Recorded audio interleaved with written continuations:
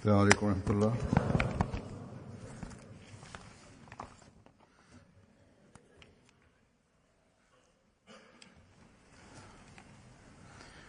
أشهد أن لا إله إلا الله وحده لا شريك له وأشهد أن محمدا عبده ورسوله أما بعد فأعوذ بالله من الشيطان الرجيم بسم الله الرحمن الرحيم الحمد لله رب العالمين الرحمن الرحيم مالك يوم الدين إياك نعبد وإياك نستعين اهدنا الصراط المستقيم صراط الذين أنعمت عليهم غير المغضوب عليهم ولا الضالين.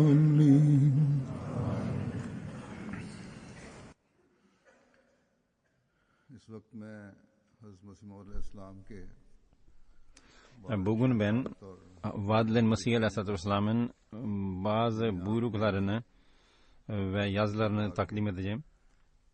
Bu yazılarda bu duanın kabulüyle ilgili olaylarını, mucizelerini, birkaç vakalarını anlatmaktadır. Allah'ın ona nasıl desteklediğini anlatıyor ve bize nasihat eder. Bize nasihat eder ki Allah bu devirde beni göndermiştir. Ona kulak verin. Bereket bundadır. Ve bu cemaatin ilerlemesi Allah'ın takdir ettiği takdirlerden birisidir. Ve buna iman etmekle insanlığın bekası vardır ve buna iman etmekle insanlığın bekası vardır. Bir keresinde Nawab Muhammed Ali Khan Sahib Ludhiana reisinin mektubundan bahseder. Bir keresinde Nawab Muhammed Ali Khan bir merhum reis Ludhiana Bey bana bir mektup yazdı ve gelir yollarım kesildi. Dua edin. İşte ticaretle ilgili zorluklar vardı. Ben dua ettim de bana vahiy geldi, açılacaktır. Ben ona bundan bahsettim mektup yazarak.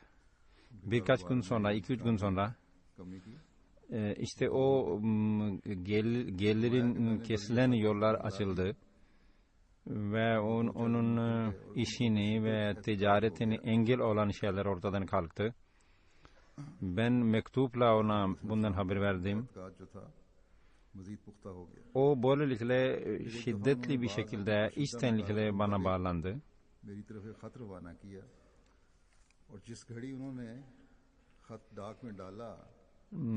Daha sonra o bir keresinde kimseyle paylaşmadığı bazı isteklerle ilgili bana bir mektup yazdı. O mektup posta verilir verilmez. Bana Allah Teala onun tarafından böyle bir mektubun geleceğini söyledi. Ben ona hemen mektup yazdım. Allah Teala bana senin bu şekildeki bir mektup bana yazacağını bildirmiştir. Ertesi gün onun mektubu bana ulaştı ve benim mektubum da ona ulaştı. O hayrete düştü. bu gaybi haber, benim bu sırrımı hiç kimse bilmiyordur dedi. Bu nasıl size haber verildi?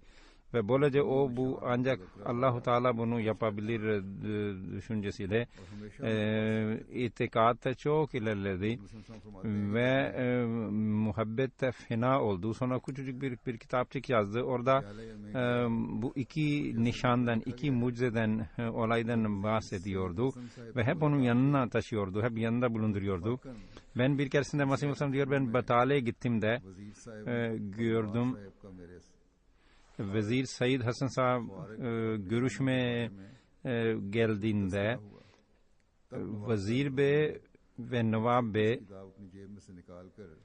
işte mucizeler konusunda konuşmaya başladıklarında o Nawab Bey, o zaman Nawab Bey kendi cebinden küçücük bir kitapçık çıkardı ve beyefendiye verdi. Dedi ki benim imanımı ilerleten, benim sadık kılan bu içinde bulunan bu olaylardır. Bu mucizelerdir. İşte onun ölümünden bir gün önce ben onun ziyaretine Ludhiana gittiğimde, evine gittiğimde o basur hastalığından dolayı çok zaafa düşmüştü. Ayağa kalktı. Buna rağmen ayağa kalktı. İçeri gitti.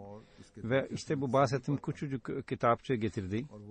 Ve dedi ki bunu ben hep canımın emniyeti için hep bunu yanıma taşıdım. Bana bir sığınakmış gibi yanıma taşıdım. Ve orada bana o her iki olaydan bahseden yerler bana gösterdi. İşte gecenin yarısı ve ondan biraz fazlası geçtikten sonra Nawab Bey vefat etti.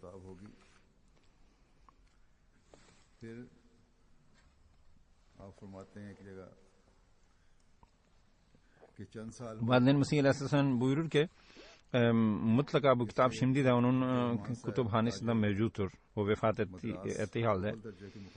Şöyle diyor Vadil'den Mesih Aleyhisselam, birkaç sene önce Seyyid Abdurrahman Tacir Tüccar Medras'tan çok ihlaslı bir Ahmedidir. Kadiyan'a geldi.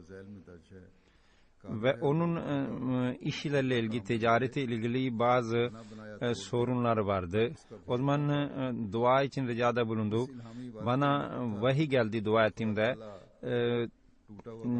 Qadir है वो बारगाह जो टूटा काम बनाए, बना बनाया तोड़ दे, कोई भेद न उसका पाए. Yani bozulmuş olan işini yapmakta o kadirdir ve sonra yapılmış olan işini bozmaya da o kadirdir ve kimse onun sırrına varamaz. Bunda işaret vardı ki önce bu işi yapılacaktır, bozulmuş olan işi düzelecek ve sonra o tamamıyla bozulacaktır. İşte Allah-u Teala daha az bir zaman geçmemişti ki onun ticareti çok gelişti, tekrar zenginliğe kavuştu. İşte mali yollar açıldı, gelir yollar açıldı, gayipten açıldı. Daha sonra ileriki zamanlarda işte bu yapılmış olan, bu gelişmiş olan ticaret Allah'ın önceden bildirdiği şekilde tekrar o işleri bozuldu ve o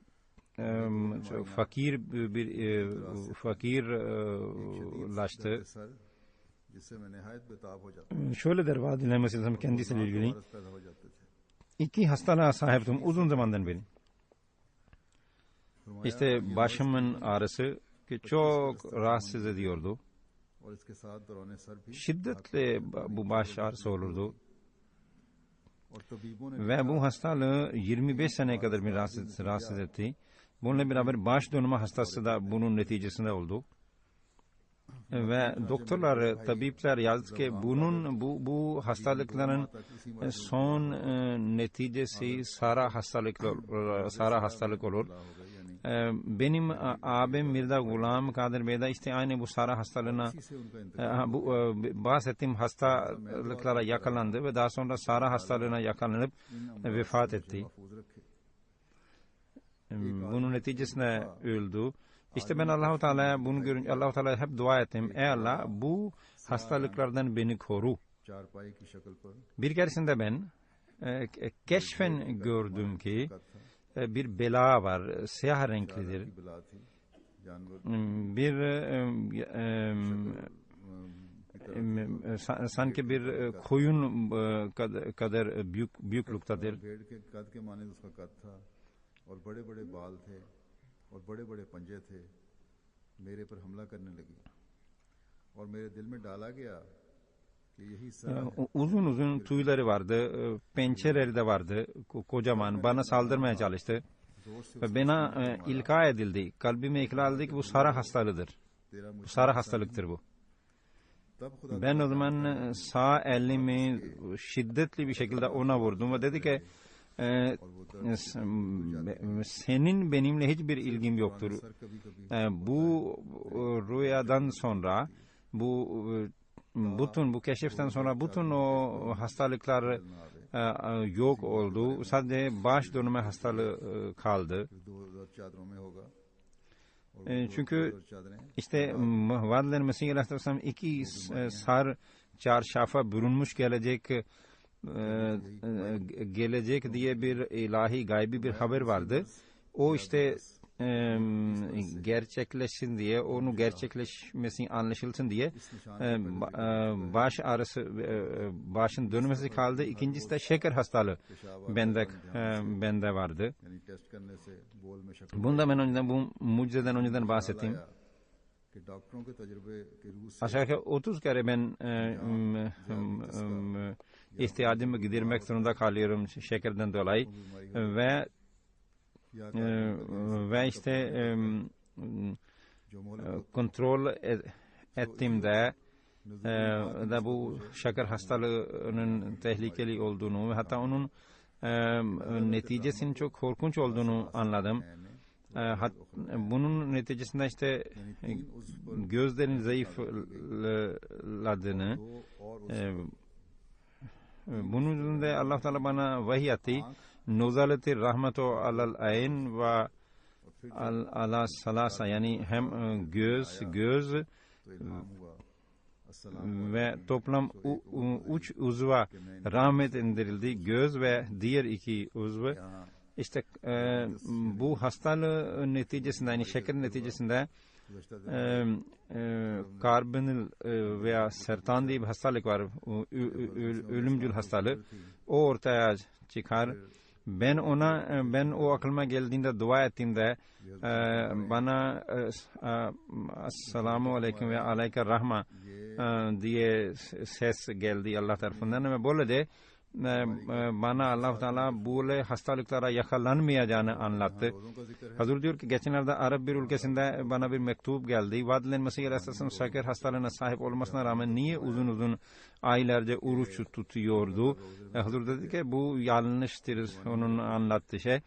Aslında साल के बाद तो वैसे Vadlen Mesih Aleyhisselam gençken oruç tuttu ve ama şeker hastalıktan bahsederken o işte daha sonra yaşlandıktan sonra o hastalığa yakalandı ama açıkça diyor ki ben gençken oruç tuttum.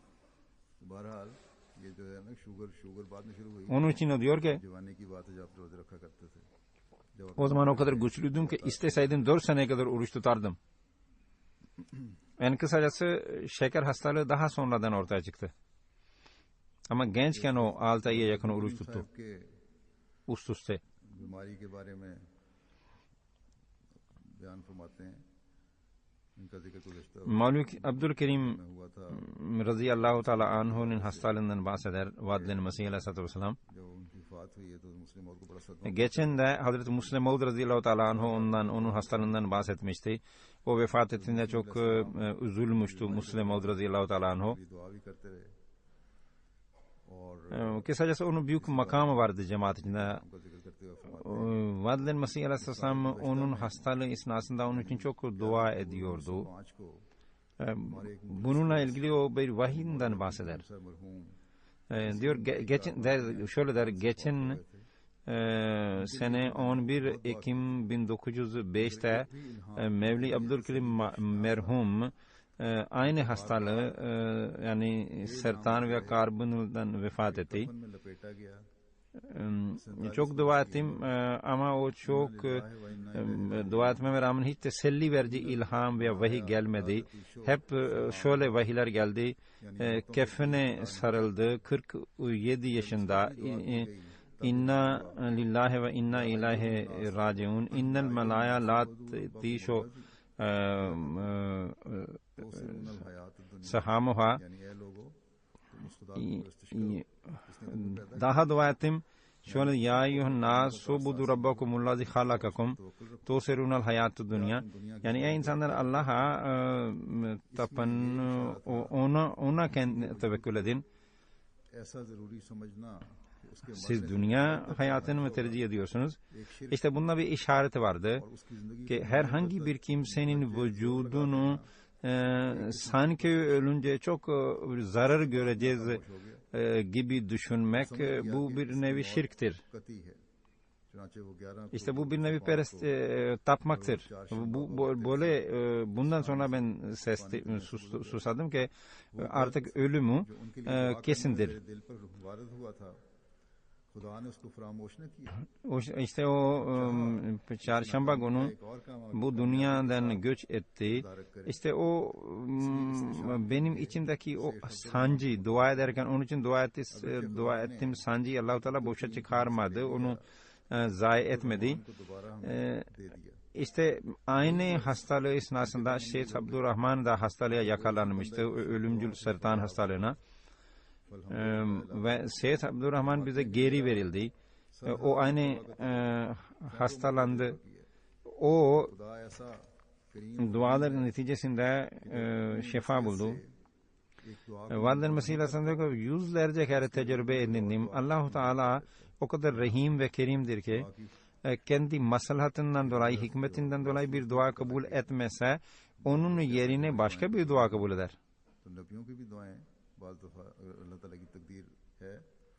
Böylece dua felsefesinin hikmetini anladı. Bazı kimseler der ki dualarımızı kabul edilmiyor diyorlar. Bazen Allah-u Teala peygamberlerin dualarını dahi kabul etmez. Bazı sebeplerden dolayı. Vadiler Mesih Aleyhisselam der ki bir duayı Allah kabul etmese yerini başka bir yeri kabul eder.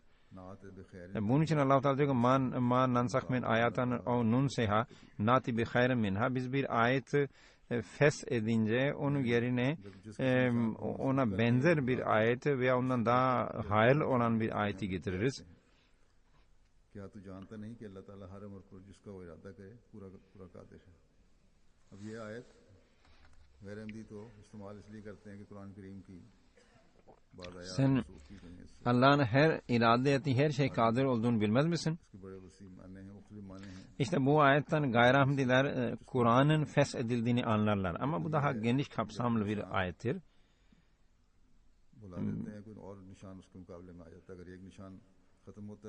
Validem Mesih Aleyhisselam bu olaylarda bakın ilgili de bu ayetten bir ders çıkardı.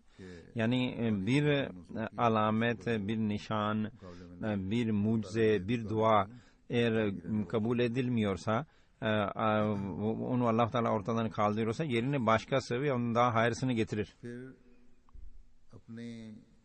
İşte Kur'an-ı Kerim daimi kalacak olan şeriyettir.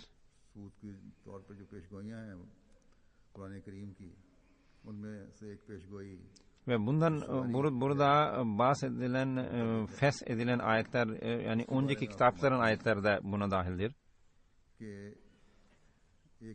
Ve Vadil-i Mesih Aleyhisselam başka bir kendi doğrulukla ilgili bir mucizeyi, bir ilahi, bir gaybi bir haberden bahsederken, Kur'an'dan bahsedilen bu haber bahsederken şöyle der. Vadil-i Mesih zamanının zuhurunun özel alametlerden bir tanesi yeni bir bineğin çıkmasıdır. Kur'an-ı Kerim vaizal işarı uttelat buyurmaktadır. Yani son ahir zamanda dişi develer kullanılmaz hale gelecektir. Ve hadiste var vela yutrakunnal klas fala yusa aleyha. İşte o zaman dişi deve terk edilecektir. Hiç kimse onlarla binmeyecektir. hac günlerinde Mekke'den Medine'ye veya Medine'den Mekke'ye develeri kullanılır ama ileride bunun için tren çıkacaktır ve ona binecek, insanlar, hacılar ona bineceklerdir ve böylece bu haber gerçekleşecektir.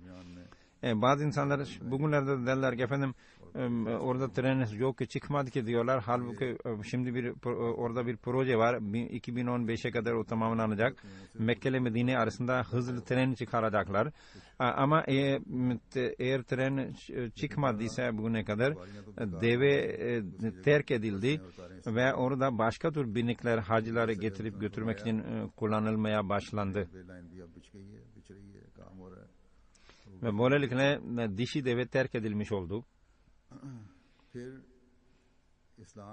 Vadler Mesih Aleyhisselam'ın önceden söylediği gibi orada tren de çıkıyor. İşte bazen peygamberin ağzından bir sözler çıkar ve o bir şekilde o gerçekleşir. İslam'ın bir düşmanı vardı. Onun çirkin dilinden dolayı Vadler Mesih onun için beddua etmişti. Allah onu yakalasın diye. Allah-u Teala duadan sonra Allah-u Teala'dan haber alıp o onun sonundan bize haberdar etti. Ve dedi ki Dipti Abdullah Atim'le ilgili gaybi bir haber vardı. O tamamıyla gerçekleşti. Apaçık gerçekleşti. Birincisi onun 15 ay içinde öleceğiydi. Ve bunun netice, çünkü o Resulullah sallallahu aleyhi ve sellem'in Anduruna Babil ismi kitabında o Deccal demişti. Ve bunun şartı önce de yazmıştım. Bunun şartı Resulullah sallallahu aleyhi ve sellem'in Deccal demesidir ve bundan vaz geçmese bu kelimelerden, bu sözlerden vazgeçmese ölecektir. Bu şart vardı. Onun için Allah Teala demişti ki Hakk'a rücu etmedi, dönmedi takdirde ölecektir. Bu gaybi haber onun karşısında okunduğu zaman o ellerini kulaklarına götürdü, sanki tövbe ediyordu ve dedi ki yok ben öyle bir şey yazmadım peygamber, İslam peygamberiyle ilgili ve böylelikle hemen orada aslında o kendi sözünden vazgeçmiş oldu. Orada 60-70 kişi o mecliste bulunuyordu. Aralarında Hristiyanlar da vardı, Müslümanlar da vardı ve bunlardan 50'ye yakın hala hayattadır tahmin ediyorum. İşte şimdi ne kadar bu kişiliksizdir, bu bed zatlıktır ki bu kadar apaçık rücu ve geri dönüş yaptığı halde, döndüğü halde, tövbe ettiği halde birisi efendim yok efendim o tövbe etmemişti derse bu ne kadar kişiliksizdir. Bütün ilahi kelamında bütün vurgu onun Deccal demesi üzerindeydi. Ve bundan dolayı ona Allah'ın ilahi gazabı inecekti. Ve bu gaybi haber bundan dolayı Allah bize bildirmişti. Gaybi haberde Müslüman olacak veya Müslüman olmasa azab inecek diye bir şart yoktu. Sadece o Deccal kelimesiyle ilgili şartı vardı.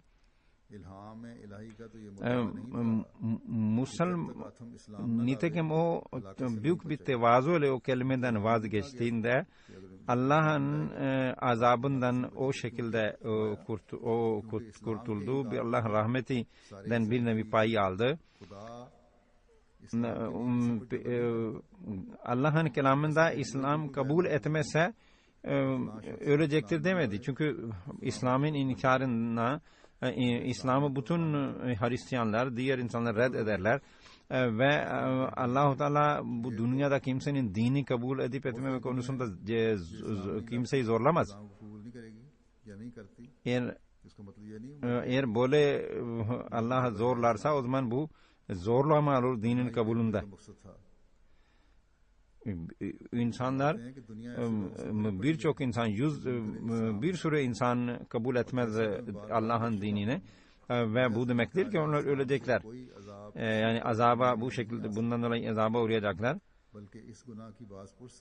क़यामत को होगी। İşte ben de sık sık yazdığım gibi, sık sık önce de yazdığım gibi İslam'ın inkarından dolayı kimse azaba uğratılmaz. Çünkü din kabul edip etmeme konusundaki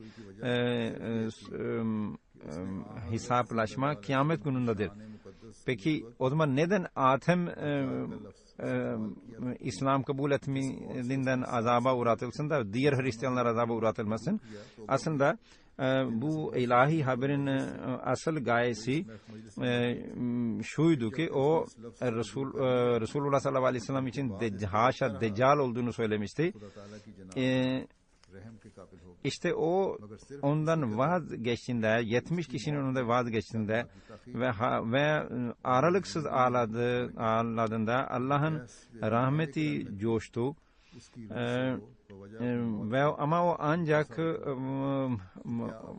hayatının birkaç ayını bu rahmet sonucu uzattırabildi ve ben hayattayken öldü. Acaba hala bu haber, ilahi haber, gaybi haber gerçekleşmedi mi? Tabii ki apaçık gerçekleşti. Bu kadar apaçık mucizeler gördükten sonra inkar eden insanların kalbine Allah'ın lanetidir. Eğer onlar isterlerse ben Adem'in geri dönüş ve tövbe ettiği konusunda 40'a yakın şahit takdim edebilirim. İşte o biz ona sen rücu etmedin diye, geri dönüş yapmadın, tövbe etmedin diye bu kelimeden diye yemin et dediğimizde o yemine yaklaşmadı. Halbuki Hristiyanlar hep yemin ederler.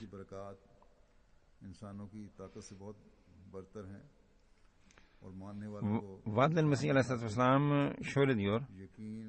Kur'an-ı Kerim'in bereketleri insan gücünden aşar. Çok. Ve insanı yakin ve irfan nasip olur. Kur'an'a tabi olanlara. Ve onun bereketiyle mucizeler zuhur eder. Ve ilginç olaylar görülür. Der ki ben bu Kur'an bereketlerini bir hikaye olarak anlatmıyorum. Tersine tecrübe edindim, kendim yaşadığım mucizeler ve bana gösterilen mucizeler ben size anlatmaktayım.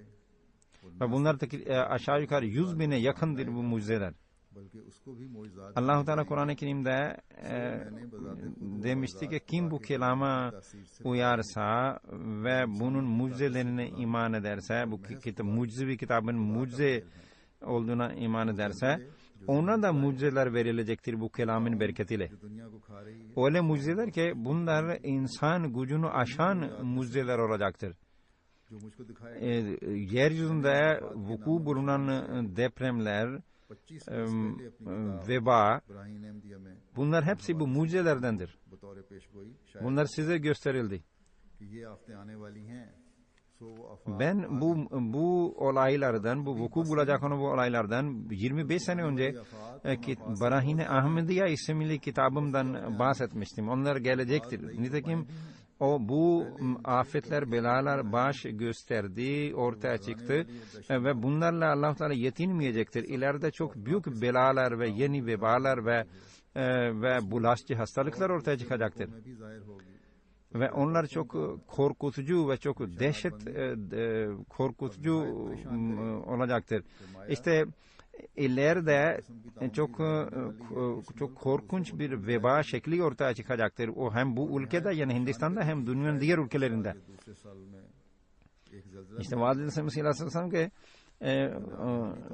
korkunç bir veba hem bu ülkede hem diğer ülkelerde baş gösterecektir. Ve deprem de olacaktır. Ve bu çok şiddetli olacak ve aniden gelecektir bu deprem. İşte Hazur diyor ki bu dünya artık zulümlerde, haksızlıklarda o kadar ilerledi ki kendi halleriyle, kendi amelleriyle bu afetlere, bu belalara davet etmektedir. Allah-u Teala Ahmedilere bunlar için dua etmeyi ve bize nasip eylesin ve kendimizi düzeltmeye, kendi amellerimizi ıslah etmeye de nasip eylesin. Valide Müslüman diyor ki eğer insanlar Allah'tan korkarlarsa ve o zaman bu afetler durdurulabilir. Ancak insanların halini görünce ben bunu olacağını zannetmiyorum. Çünkü onlara anlatıldığında onların bundan ders çıkaracağını zannetmiyorum. Tersine onlar istihza edecekler, bizi korkutuluyoruz diyeceklerdir.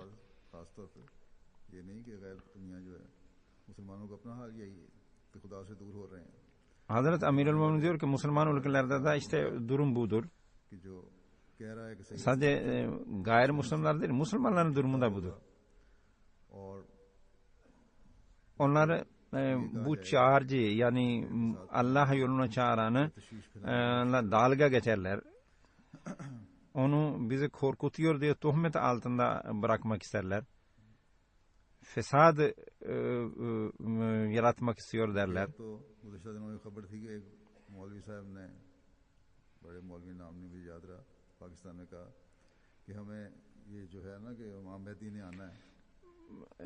Geçenlerde bir molla, büyük mollalardan birisidir, ismini unuttum, Pakistan'da.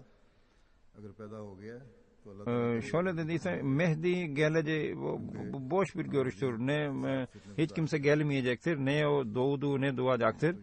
Eğer doğduysa dua ediyorum bir an evvel buradan dünyadan yok olsun gitsin.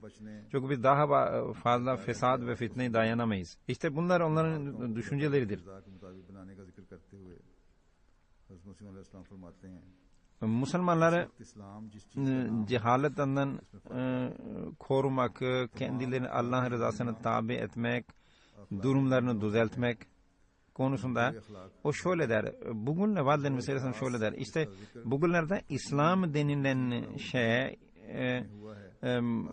çok değişti, çok değişik bir şey İslam olarak takdim edilmekte diyor. Güzel ahlak yerine kınanılan ahlaklar aldı. İhlas yerine riyakarlık aldı. Allah ile vefa, ihlas, sevgi, tevekkül yok olup gitti.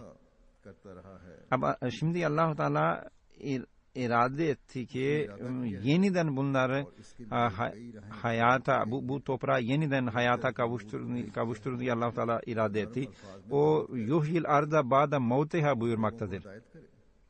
Ve o bunun irade ettikten sonra birçok yol açtı. Bir taraf memurunu gönderdi. Yani vaad-ı Mesih o yumuşaklıkla insanları davet etmektedir.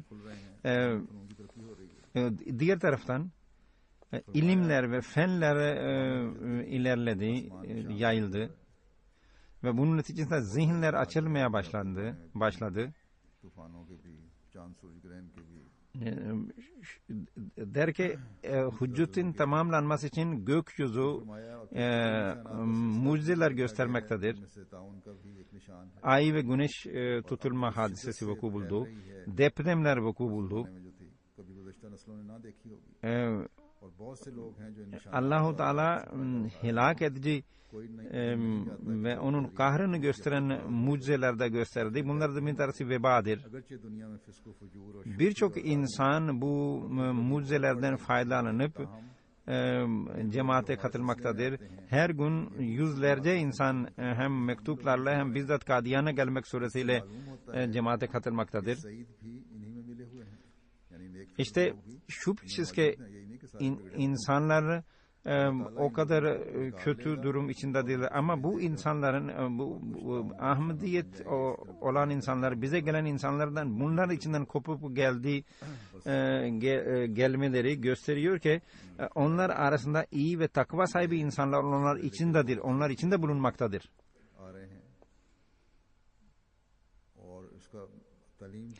O der ki işte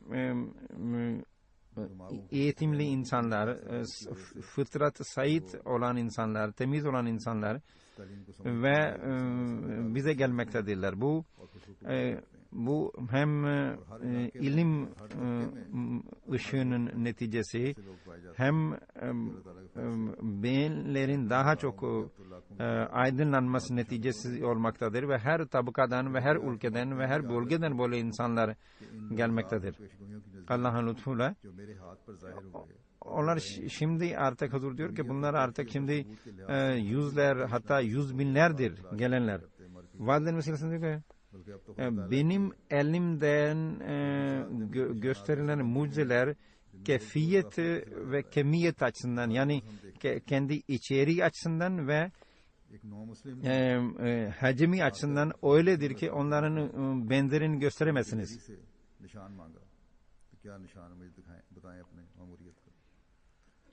Yeni bir gayrimüslim Mesih Muslim'e gelip bir mucize talep etti. O şöyle dedi: her memurun kalbine ilka edilen Allah tarafındandır. O nitekim o ona muhalefet edemez. Allah-u Teala dünya bir memur gönderdiğinde onun desteklemek için mucizeler gösterir. Nitekim beni desteklemek için birçok mucize gösterildi ve yüz binlerce kişi buna şahit oldu. Buna rağmen ben Allah'a tam manasına yekin ediyorum, tevekkül ediyorum ki o sadece bunlarla yetinmeyecektir. Ve o bu kadarla sınırlı kalmadı. O istediği zaman daha çok mucizeler gösterir. O bir hakkını talebi için o mucizeler, gösterilen mucizeler az değildir. Buna rağmen eğer birisinin kalbi benim doğruluğumu şahitlik etmiyorsa ama bana gelen kişi gerçekten hakkı talibi ise ve iyi niyetle o bize geliyorsa biz onun için Allah-u Teala'dan bir şeyler dua ile talep ederiz, rica ederiz.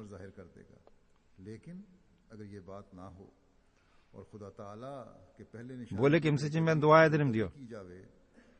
Ve Allah-u Teala mutlaka bir şeyler gösterir diye ona Allah'tan inanıyorum, Allah gösterecektir. Ama ancak eğer birisi önceki nişanlarla, mucizelere dalga geçerse, onu yetersiz zannederse ve yeni mucizeler isterse, o zaman bilinmeli ki böyle kimse için dua edilirken ne teveccüh olur ne de içi coşar, insanın benim içim coşar. Çünkü ve böyle kimsenin sonu kötü olur. Çünkü o dalga geçiyor Allah'ın gönderdiği. Çünkü o kafi zannetmiyor, yeterli zannetmiyor Allah'ın gösterdiklerini. Ve yeni nişan ve mucizenin ortaya çıkması için teveccühün olması şarttır ve bu insan talebi veya ilahi memurun talebi ancak birisinin gerçekten hakka talip olduğu anlaşıldığında coşar ve teveccüh eder. İşte akıllı kimseler için nişan ve mucizeler gösterir. Akıl olmayan insanları ilahi mucizelerden faydalanamazlar. Eğer Allah muvaffak kılmasa, o desteklemese, binlerce mucize gösterilse insan faydalanamaz, ondan faydalanamaz. Ve geçmişteki nişanlardan, mucizelerden ne kadar faydalandığı bilinmediği müddetçe yeni nişan ve mucizeler için onun için insan ne kadar dua edebilir ki? Nişan Allah-u Teala'nın lütfuyla gösterilir. O dilediği zaman dilediği kimse için mucize gösterir. Bugünlerde mucize gösterilsin diye sorulduğu için उन्होंने क्या फायदा sorulduğu için işte bunun için Allah-u Teala bana ilka etti ki bu soru के हाथ पर निशान सादर नहीं हुए bu soru ancak Ebu Cehil ve onun yandaşlar tarafından iletilen soru gibidir. Peki onlar Resulullah sallallahu aleyhi ve sellem'den mucize talep ediyorlardı. Peki Resulullah sallallahu aleyhi ve sellem'den hiç mucize, Peygamber Efendimiz sallallahu aleyhi ve sellem hiç mucize göstermedi mi? Eğer birisi hayır gösterilmedi derse o kafir olur. Ama Peygamber Efendimiz sallallahu aleyhi ve sellem yüz binlerce mucize gösterdiği halde onları faydalanmadılar. İşte eğer bir insan mucizelerden faydalanmak istemiyorsa ve onları çöpe atıyorsa ve benim için yeni mucizeler gösterilsin istiyorsa böyle bir insandan neye umulabilir ki? O ilahi mucizeleri hakaret etmektedir ve Allah ile dalga geçmektedir.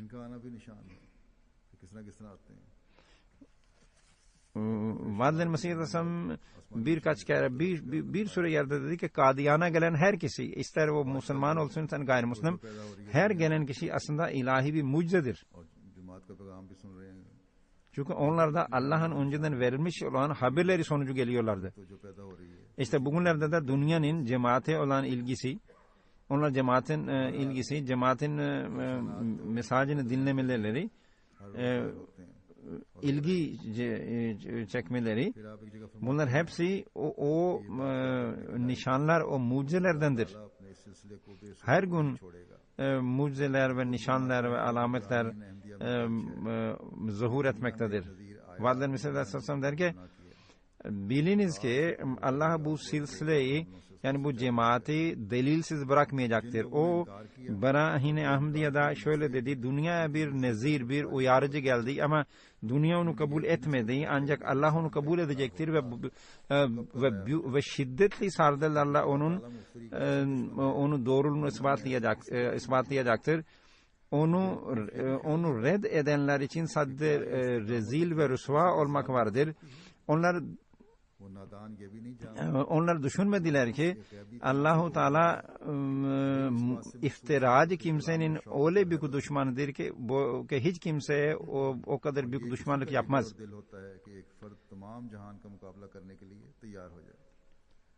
İşte yalancı kimse bu kadar şevket ve heybetle konuşabilir mi? Ancak ilahi memur öyle kimsedir ki bir tek olduğu halde bütün dünyayı karşısına alır. Biliniz ki pek yakında düşmanım yüzü kara çıkacaktır ve benimle olanlar izzet ve saygınlık bulacaklardır. Kimdir benim dostum? Benim için canını veren ve beni yalnız bulup bana yardım eden, beni üzüntülü görüp benim üzüntümü paylaşan, beni hiç tanımadıkları halde sanki çok iyi tanıyorlarmış gibi edepli davrananlar, bunlar benim cemaatimdir.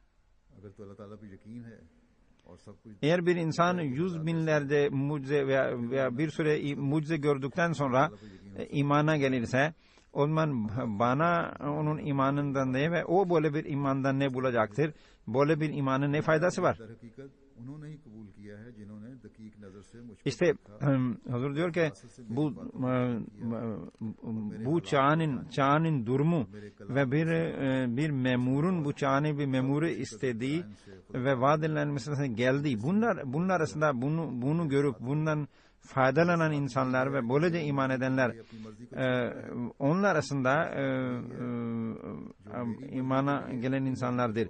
Vadel Mesih Aleyhisselam diyor ki işte beni tanıyan, benim için kendi rızasını ve iradesini terk eder, benim rızam için kendim rızamdan vazgeçen, kendi nefsini tutmak, nefsani arzularını tutmak veya onu terk etme konusunda benim tercihimi kabul eden, onlar benimdirler. Benim itaamda fena olmuş olan ve benliğini yok eden bendendir.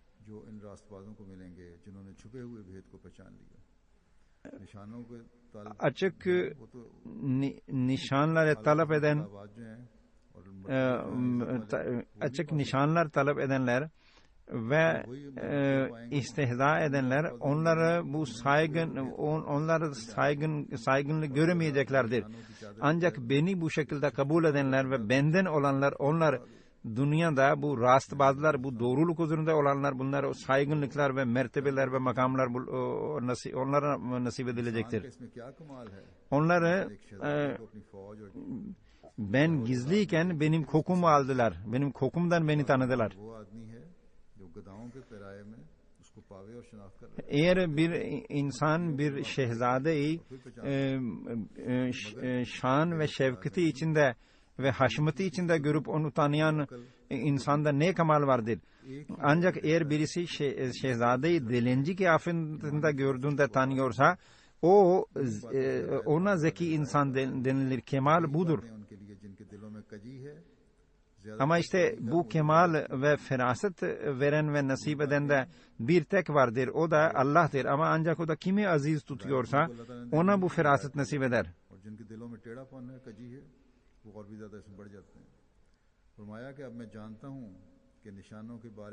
Bazen Hazreti Mirun der ki işte böyle Allah-u Teala kim böyle insanlarsa Allah onlara hidayet verir ama kimler kalbin içinde eğrilik varsa onlar hidayetten uzak durur. Vallahi Mesih Aleyhisselam diyor ki bu doğrudur ki Allah-u Teala benim için 3000'e yakın bazı olaylar gösterdi. Hazır diyor ki Allah-u Teala dünyaya akıl versin. Onları o sadece onlar sadece mucizeler kendi istekleri ve doğrultusunda yapanlar olmasınlar. Tersine bu çağın sesini dinlesinler. Ki bu çağın sesi ve durumu ilahi bir memurun gelmesini istemektedir. Bunu dinlesinler.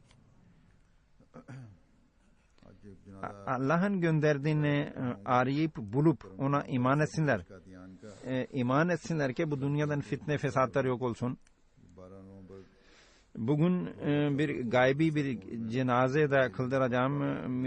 Gulam Bey Kadiyan'dan 12 Kasım 2014'te vefat etti. 313 dervişlerden bir tanesiydi. Ahmediyet tarihinde zikri geçmektedir. 189. sırada bundan bahsediliyor dervişler arasında. Şadival'da dünyaya geldi, Gujarat'ta. Orada eğitim gördü. Sonra orduya katıldı. Sonra Hazreti Musleh Maud'un demesiyle bu Kadiyan'a gerçekleşti, yerleşti. Tebliğ etmeyi çok severdi.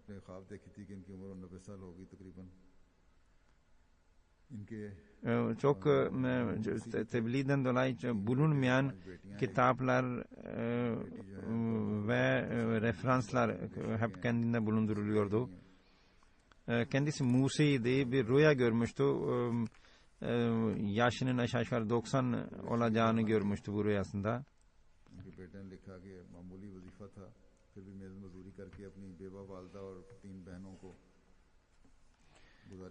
Derviş idi. Bu esnada çok geliri olmamasına rağmen, çok az fakir olmasına rağmen annesine bakardı, ailesine de bakardı.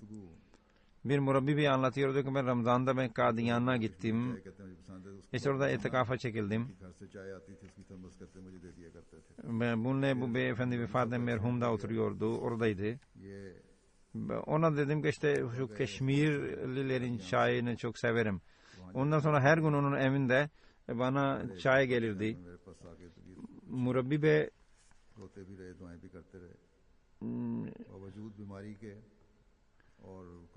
kaza geçirdi. नजर भी कम आता था, नजर trafik kazası geçirdi. Bu esnada merhum Rabva'ya gitmişti. Geri geldiğinde çok samimiyetle geldiği halini hatırını sordu. Çok gözleri çok zayıftı. Buna rağmen namazlarını Mescid-i Mübarek'te eda ederdi. Allah derecelerini yükseltsin. Onun haricinde bunun bir iki derviş daha vardı. Vefat etmişti. Cenazesini kıldırmıştım ama onlardan zikrini etmeyi, hayır zikrini etmemiştim. Bu dervişler çok büyük fedakarlıklarda bulundular. Uzun zaman fakirlik içinde hayatlarını geçirdiler. Çok az parayla geçindiler. Şiarları korumak için bunlar orada bulundular ve hakkıyla korudular. İşte bir de Mirza Ahmet Bey'in oğlu bunlardan birisidir. Hazreti Mirza Resul Bey büyük o sahabiydi. Validin Mesih'in sahabiydi. Büyük babası. İşte bir dişçi olarak Kadiyan'da çalışırdı. Çok takva sahibiydi. Misafirperverdi. Mali fedakarlıkta bulunan insandı. Musi'ydi. Hanım haricinde 4 oğlu da geride bıraktı. Chaudhry Munir Chima da 24 Temmuz 2014'te vefat etti. Nur Ahmed Chima sahabi Masih Aleyhisselam'ın oğluydu bu. Hazreti Muslim Maud merkezi korumak için bazı kimseler cemaatten fedakarlık istediğinde o çünkü ordudaydı. Oradan Kadiyan'a geldi ve hizmette bulundu. Yaşlı olmasına rağmen zorluklara rağmen mescide gidip namaz kılardı. Musi'ydi.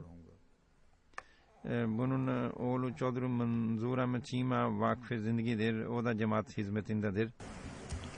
Namazdan sonra cenazesini kıldıracağız. Elhamdülillah. Elhamdülillah. Nahmaduhu ve nesta'inuhu ve nestağfiruhu. ونؤمن به ونتوكل عليه ونعوذ بالله من شرور أنفسنا ومن سيئات أعمالنا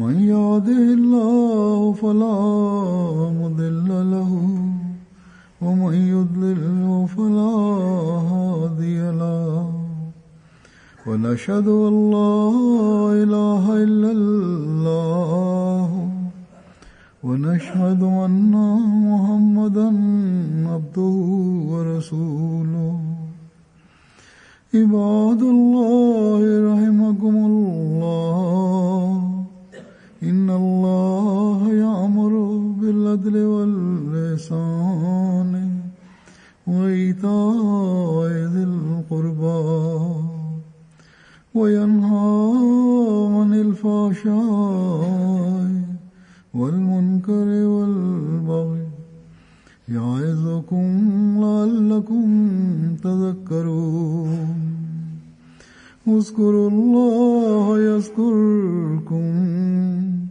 وادعوه يستجب لكم ولذكر الله أكبر